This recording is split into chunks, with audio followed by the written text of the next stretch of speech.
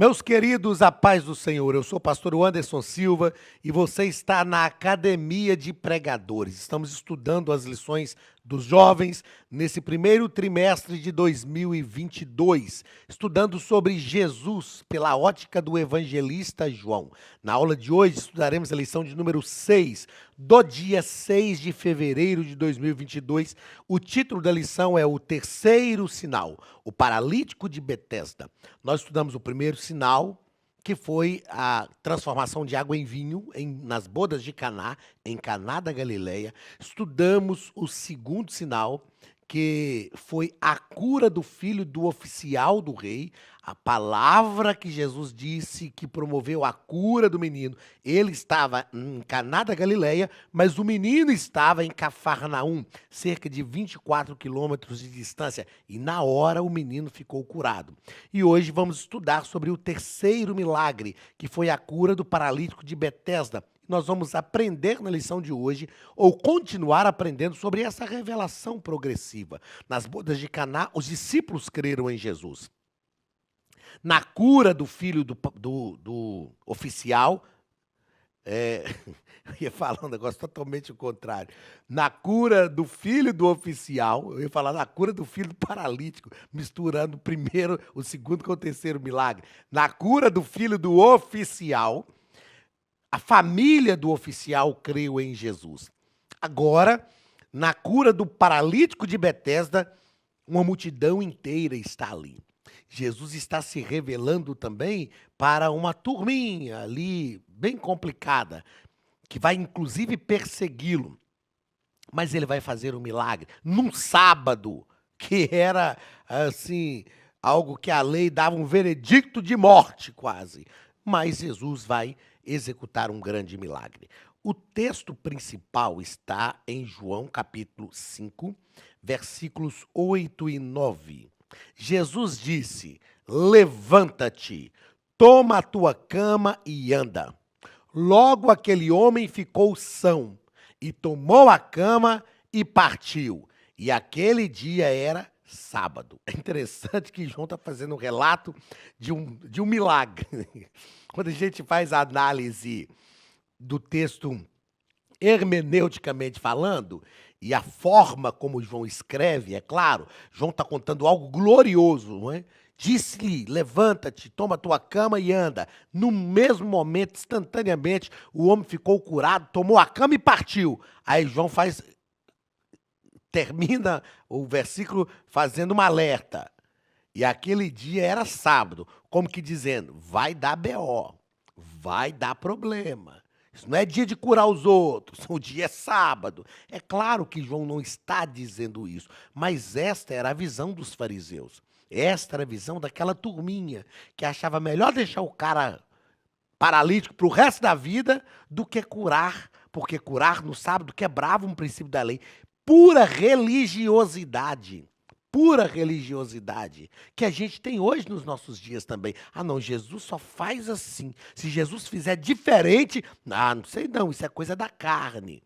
Religiosidade. Engessam, colocam Deus numa forma humana, como se a gente tivesse o direito e o poder de realmente fazer isto. Jesus faz, sempre fez, Deus sempre faz coisas novas. Resumo da lição. A cura do paralítico de Betesda nos mostra que o Filho de Deus não tinha e não tem limitação de qualquer natureza para realizar milagre. Seja sábado, seja domingo, de dia, de noite, de madrugada. Jesus tem que fazer um milagre, ele vai fazer um milagre. Ele não tem limitação nenhuma, até porque nós estamos estudando durante esse trimestre sobre a divindade de Cristo. E como Deus, ele é também soberano. É claro que enquanto ele estava encarnado, que são os relatos que João está fazendo, ele estava limitado à humanidade, ele se limitou, a si mesmo se esvaziou. É o que Paulo fala em Filipenses capítulo 2. Mas hoje, Jesus é Deus, ele é também soberano, ele faz conforme o seu querer. Ele não tem limitação nenhuma. O texto bíblico da nossa lição, que está em João capítulo 5, do versículo 1 ao versículo 9, nos diz o seguinte: depois disso, havia uma festa entre os judeus, e Jesus subiu a Jerusalém. Olha, Jesus então estava nas bodas de Caná, aí depois Jesus saiu da Judéia e foi outra vez para a Galiléia, aí passou em Caná da Galiléia novamente, e agora, olha o que João diz: depois disso, havia uma festa entre os judeus, e Jesus subiu a Jerusalém. Jesus subiu com um objetivo. Jesus não fazia nada por fazer. Ele sempre tinha uma estratégia ministerial e voltada para o reino de Deus. Então ele vai a Jerusalém. Ora, em Jerusalém João está escrevendo, e enquanto ele está escrevendo, ainda havia, né? Próximo à porta das ovelhas, que era o lugar onde passavam os animais para o sacrifício, um tanque chamado em hebreu Betesda, o qual tem 5 alpendres.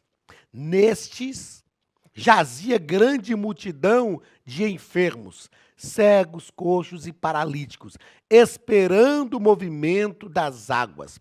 Porquanto um anjo descia em certo tempo ao tanque e agitava a água, e o primeiro que ali descia, depois do movimento da água, sarava de qualquer enfermidade que tivesse. Eu sei que se você fizer uma pesquisa aí, você vai perceber que alguns defendem que isso aqui era uma crença que havia, e João cita isso como uma crença popular. Aí alguns defendem, não, realmente o anjo descia, agitava a água, enfim.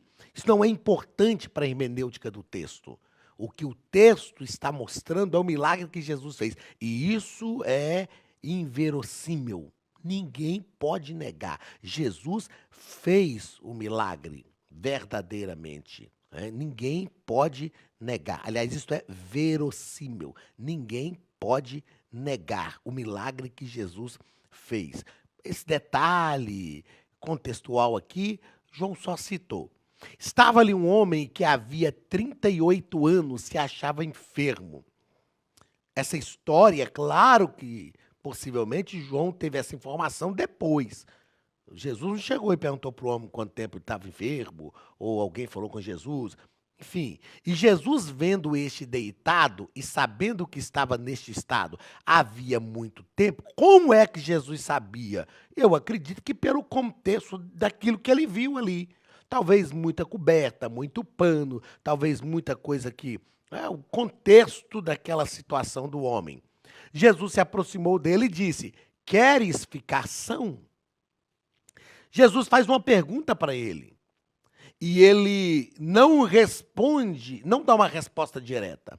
Se na lição passada nós aprendemos que Jesus foi direto com Nicodemos, aqui Jesus faz uma pergunta e era só ele responder: claro que quero.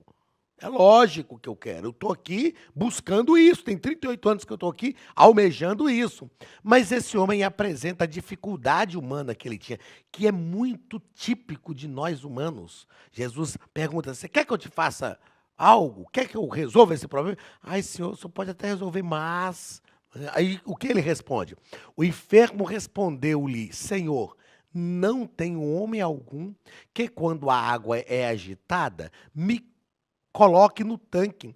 Mas enquanto eu vou... Ele estava dizendo: eu até me esforço para ir, mesmo paralítico. Eu me esforço para ir. Mas enquanto eu vou, desce outro antes de mim. Jesus disse-lhe... Jesus nem pergunta de novo. É como se Jesus estivesse dizendo: não, se eu perguntar de novo, ele vai dar outra desculpa. Aí Jesus lhe disse: levanta-te, toma a tua cama e anda. Logo aquele homem ficou são, e tomou a sua cama e partiu. E aquele dia era sábado. Jesus fez por aquele homem de forma rápida aquilo que há 38 anos ele esperava Jesus fazer. O que eu aprendo, qual é a lição que eu tenho com isso aqui? Se Jesus se aproximar de você e perguntar o que você quer, responda logo. Faça igual Bartimeu. O que queres que eu te faça? Senhor, que eu volte a ver. Pronto. Bartimeu não pensou, não. Bartimeu já sabia. Ele já estava expectando por aquela hora. Ele ouve que Jesus está passando e quando ele ouve, ele fala: esse aí pode me curar. Ele pode resolver o meu problema. Ele pode resolver o meu problema.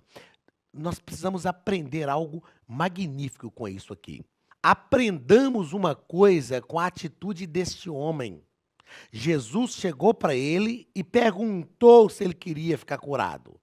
E ele vai dando um monte de desculpa. Se fosse eu, talvez, falaria, não, ok, entendi, vou procurar outra pessoa. Mas Jesus não. É claro, Jesus entende todas essas vicissitudes humanas. Mas que nós não sejamos, que nós aprendamos com essa atitude que ele teve, para que a gente não faça. Não seja como o paralítico de Betesda, seja como Bartimeu. Quando Jesus pergunta para Bartimeu, o que queres que eu te faça? Ele responde, que eu volte a ver. Ele ouviu que Jesus estava por perto, ouviu o tropel da multidão, perguntou o que está acontecendo. Jesus está passando, ele conhecia quem era, então ele grita, chama a atenção de Jesus. Quando Jesus manda chamá-lo e ele chega perto de Jesus, ele já sabe o que ele quer. Ele já sabe o que ele quer. Nós precisamos entender que, muitas vezes, o evangelho é para quem já sabe o que quer. A relação que nós temos com Jesus é para quem já sabe o que quer. O que você quer, o que você espera, o que você precisa. Se Jesus chegar para você hoje e falar assim, peça o que queres que eu te dê. Deus fez isso com Salomão também. E Salomão, na hora, soube responder. Se Jesus chegar para você hoje e falar, peça o que queres que eu te faça, você sabe realmente o que você quer? Ou vai titubear? Ele pode fazer tudo. E diante de um Deus que pode fazer tudo, nós podemos pedir tudo. Mas peça segundo a vontade de Deus, porque a vontade de Deus é melhor para a tua vida. Queridos, a Academia de Pregadores tem um recado importante para vocês. Olá, queridos alunos e alunas da Academia de Pregadores. Que bom ter você conosco neste momento tão especial. Estamos aqui para apresentar a nova plataforma da Academia de Pregadores, que foi construída ao longo dos últimos meses com muito carinho, um grande investimento, para levar até você não somente um conteúdo de excelência, mas também tecnologia de ponta. Veja comigo. Os cursos estão organizados por trilhas na página principal. Aqui você encontra sugestões, lançamentos, temas específicos e outras categorias. No final da página tem uma trilha com todos os cursos. Após começar os seus estudos, a primeira trilha será Continuar Assistindo, que mostra somente os cursos iniciados por você. Sobre a capa do curso, consta o número de aulas, a carga horária e um botão para adicionar aos favoritos. Nesta seta, você pode expandir e ver um vídeo de introdução. Para fazer login, clique no avatar no canto superior direito e insira o seu e-mail e senha usados no cadastro. Caso tenha esquecido a senha, é só clicar neste link, preencher o e-mail cadastrado e a senha será enviada. No canto superior esquerdo fica o novo menu do portal. Ao abrir um curso pela primeira vez, você vê as informações do curso e do professor. E na lateral, ou logo abaixo se for no celular, está a lista de módulos e aulas. Algumas aulas iniciais podem ser grátis e qualquer pessoa que fizer um cadastro rápido pode assistir. Após se matricular, aqui você vê as aulas concluídas, aulas liberadas ou agendadas. Você pode adicionar os favoritos, dar uma nota ao curso e acompanhar o seu progresso. E se você sair do curso e retornar depois, o sistema vai abrir exatamente a última aula assistida. Se estiver no computador, use esta seta para ampliar a tela. Logo abaixo da videoaula você encontra os links para baixar anexos, como áudio e apostilas. E neste campo em branco, pode fazer as suas anotações enquanto assiste. Depois é só imprimir ou salvar.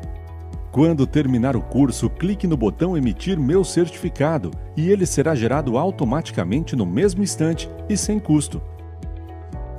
Clicando no avatar, você tem acesso ao seu perfil e histórico de pagamento. Em Meus Cartões, pode adicionar um novo cartão de crédito para fazer o pagamento do seu plano. Se você já era nosso aluno e seu cartão não aparece aqui, adicione um cartão na nova plataforma. Então aproveite as novidades e clique em Assine Agora. Escolha um dos planos e tenha acesso a todos os cursos imediatamente. Venha para a Academia de Pregadores, a maior escola bíblica online do Brasil.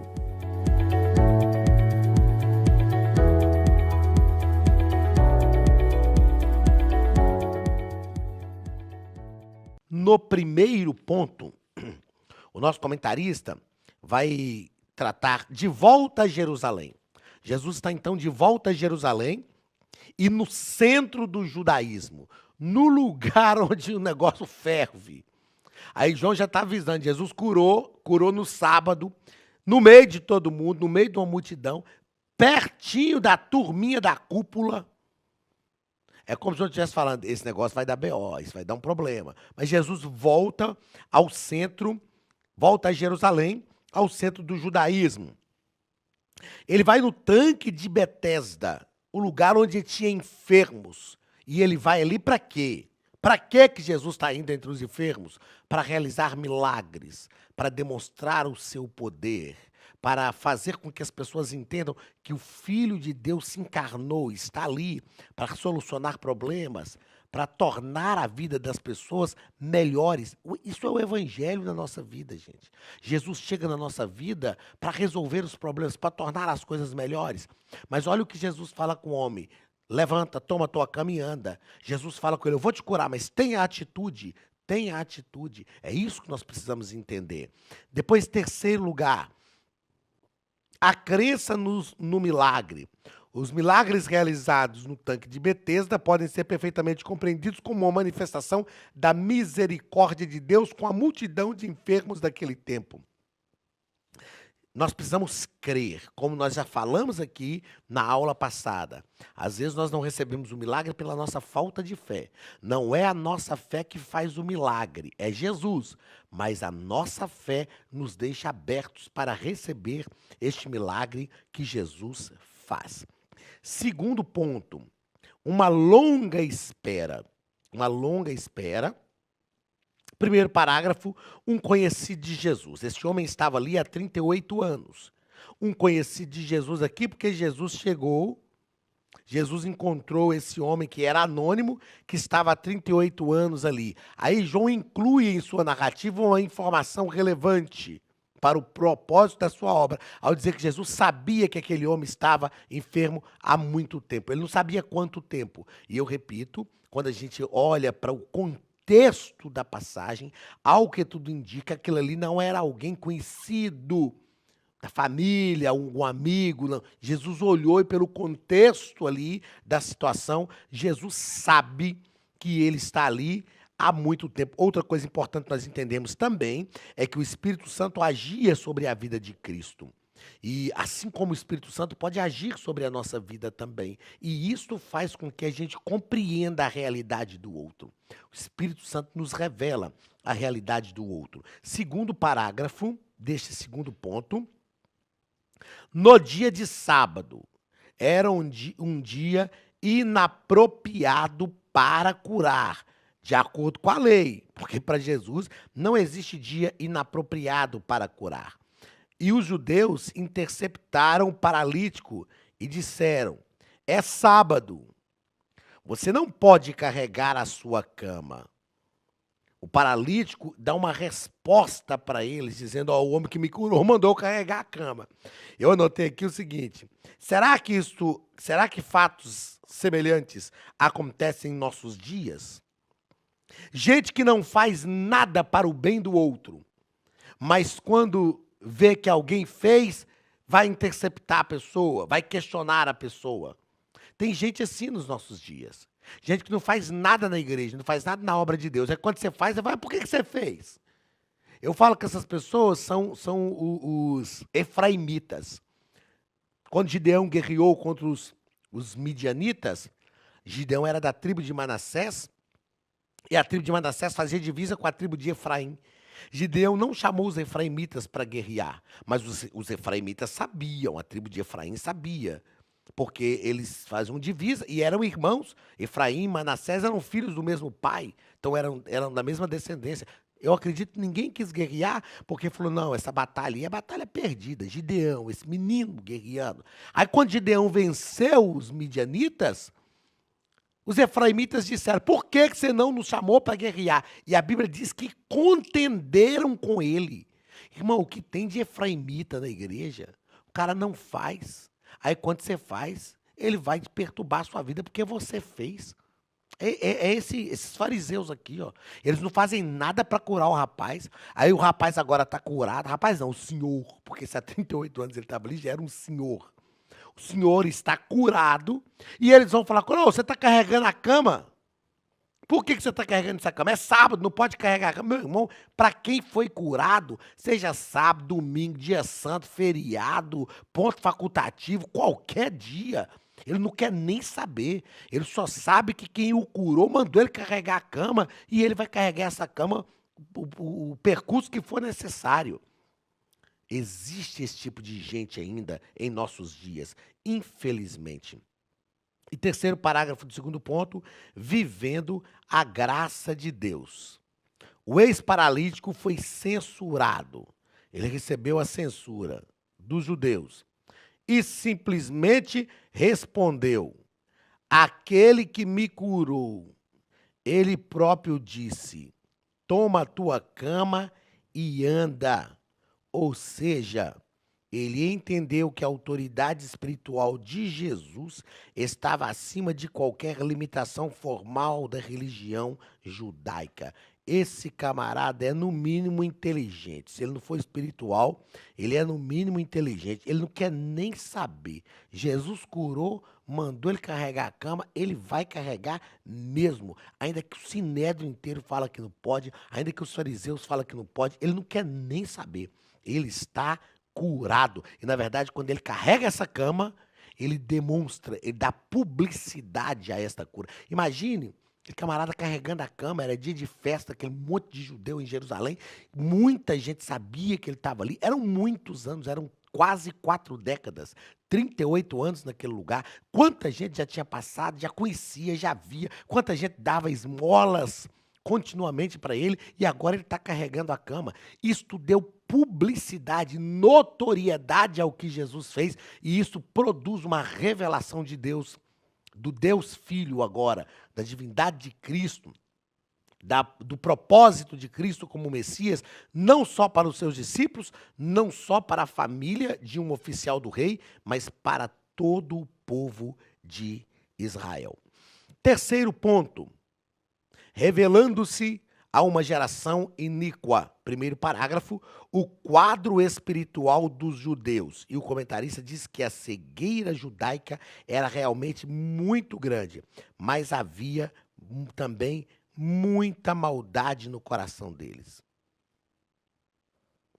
Além de serem cegos espiritualmente falando, eles tinham o coração mau. Porque uma coisa é o camarada ser cego, não conseguir enxergar. Outra coisa é o camarada ser mau. Nesse caso, além da cegueira espiritual, eles eram maus. Por quê? Porque o que Jesus fez desencadeou uma perseguição. O sinal miraculoso realizado por Jesus no dia de sábado despertou a ira dos judeus e levou ao desencadeamento de uma forte e implacável perseguição. Agora, olha que engraçado. Jesus curou, resolveu um problema, fez aquilo que eles não fizeram e eles começam a perseguir Jesus. Eles não têm argumentos diante do que Jesus fez. E eu fiz questão de anotar aqui, ó, que a falta de argumentos os faz perseguir Jesus. A falta de argumentos os faz. Quase que eu tive que pedir a Deus revelação porque eu escrevi. A falta de argumentos os faz perseguir Jesus. Toda vez que faltar argumentos para alguém autoritário, ele vai querer agir com autoridade. Eles não tinham que simplesmente glorificar a Deus pelo que Jesus fez? Não era muito mais fácil reconhecer, não, ele é o Senhor. Não era muito mais fácil falar como Nicodemos falou? Ninguém pode fazer tais coisas se Deus não for com ele. Então o que o Senhor está fazendo, o Senhor faz porque o Pai lhe dá autoridade, então foi o Pai que lhe enviou. Mas eles não reconhecem isso, porque além de serem cegos, são maus. Que Deus nos livre dessa corja que ainda existe no nosso meio. São cegos e são maus. E eles ficam mais irados ainda com Jesus, porque Jesus fala que era igual ao Pai. E como é que Jesus fala que era igual ao Pai? Jesus falou, eu sou o Filho, ele é o Pai. E eu só estou fazendo aquilo que ele faz através de mim. Então, se o filho cura, é porque o pai também cura. E se o pai cura através do filho, é porque o filho é como o pai. E eles ficam irados com Jesus e, com certeza, aqui acusando Jesus de blasfêmia, de ser como Deus, ser o filho de Deus. Mas não era ainda chegado o momento da morte de Jesus. Deus tem um projeto na história.